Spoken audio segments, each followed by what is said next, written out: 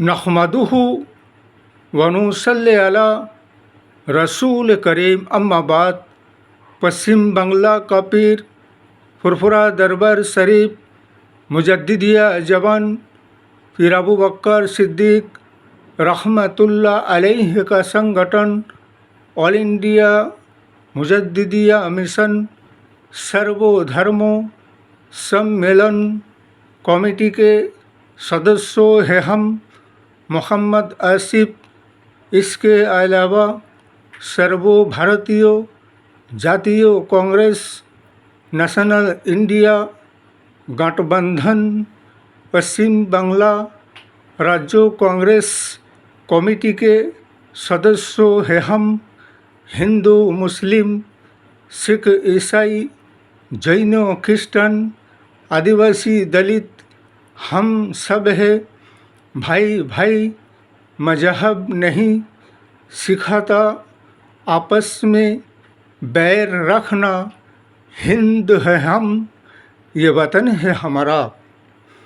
इसीलिए तो कहते हैं कि ज़माना सुधर जाएगा, लेकिन ये बीजेपी के कुछ ऐसे लीडर वो नेता मंत्रियां हैं, ये नहीं सुधरेगा। ये सब ऐसा है कि अपने आदत से मजबूर है, इसलिए कि इनकी ख्यालात और विचार और सोच ऐसा है कि देश और समाज में राष्ट्र में ये लड़ाई और झगड़ा मारने और काटने की सिवा इनके दिल और दिमाग में और कोई बात आता नहीं है। जैसे कि पिछले 2-1 दिन से हम सुन रहे हैं, हमारे हाईकमान प्रतिपक्ष के नेता राहुल गांधी साहब को महाराष्ट्र के बीजेपी का एक लीडर ने उसे उसकी जबान काट लेने की, मारने की जान से धमकी दिया है। इसीलिए तो कहते हैं कि अगर घर खुदा को हो मंजूर तो आंधियों में भी चिराग जलता है, और हमें मिटा सके ज़माने में दम है नहीं। हमसे ज़माना है, ज़माने से हम नहीं। बंदा लाख बुरा चाहे तो क्या होता है, वही होता है जो मंजूरे खुदा होता है। इसलिए कि किसी की ज़िंदगी और हयात और मौत किसी इंसान के हाथ में नहीं होता है, वो तो स्वयं खुदाए ताला के हाथ में इंसान की ज़िंदगी और हयात और मौत होता है। अगर किसी के हाथ में उसकी मौत खुदाए ताला रखेगा तो उसे कोई नहीं बचा सकता है, और अगर उसकी मौत किसी के हाथ में नहीं होगा तो उसे कोई नहीं मार सकता है। इसीलिए ऐसे फेक डायलॉग और भाषण से हमारे राहुल गांधी साहब को डरने की कोई बात नहीं है। इसलिए कि अपने सर्वभारतीय जातीय कांग्रेस के तरफ से, नेशनल इंडिया गठबंधन के तरफ से जो हमारे संविधान के लिए, लोकतंत्र के लिए, राष्ट्र के लिए, जनगण के अधिकार और हक के लिए जो हम अपने लड़ाई लड़ते हैं, वो लड़ते ही रहेंगे।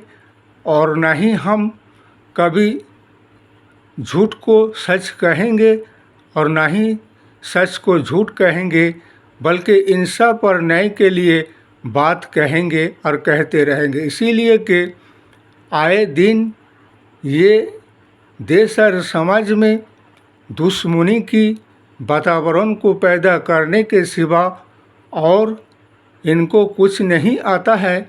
इधर तो प्रधानमंत्री साहब कहते हैं कि सबके साथ सबका विश्वास, सबका साथ सबका विकास, लेकिन यहाँ तो विकास के नैया को डुबाया जा रहा है और लोगों और जनगण का अधिकार हक को छीना जा रहा है।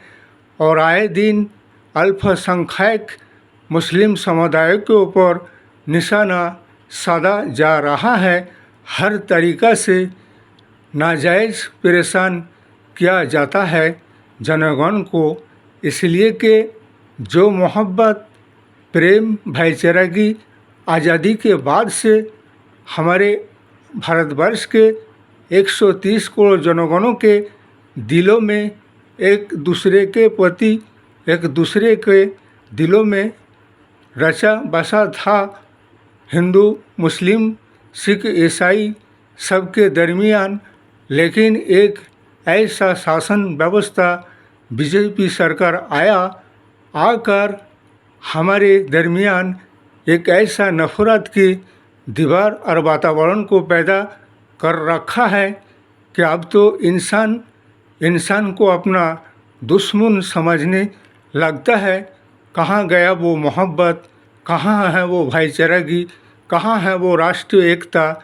इसीलिए कहते हैं कि हमारे 140 करोड़ जनगण से यही कहना है कि राष्ट्र और देश और समाज को बचाइए और ऐसे बहरूपियों से समाज और राष्ट्र को बचाइए। आए दिन देश और समाज में दुश्मनी की वातावरण पैदा करने वाला और राष्ट्रीय एकता को तोड़ने वाला, इनके सिवा इन्हें और क्या आता है।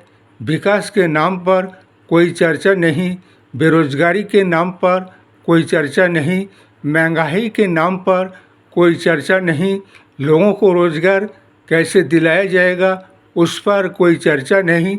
सिर्फ जाति और धर्म और हिंदू और मुस्लिम के सिवा, इसके सिवा और इनके पास कुछ भी नहीं है। इसलिए हमारे कहना है कि आपके जो इलेक्शन जम्मू कश्मीर में है, हरियाणा में है, विधानसभा का, हमारे नेशनल इंडिया गठबंधन को और ताकतवर, मजबूत से मजबूत बनाइए और राष्ट्र और देश को, समाज को विकास के राहों पे आगे बढ़ाकर लेकर चलिए और ऐसे नाकाम सरकार से डूबते हुए नैया को बचाइए। इस वीडियो को ज़्यादा से ज़्यादा लाइक दीजिएगा, शेयर कीजिएगा, सब्सक्राइब दीजिएगा।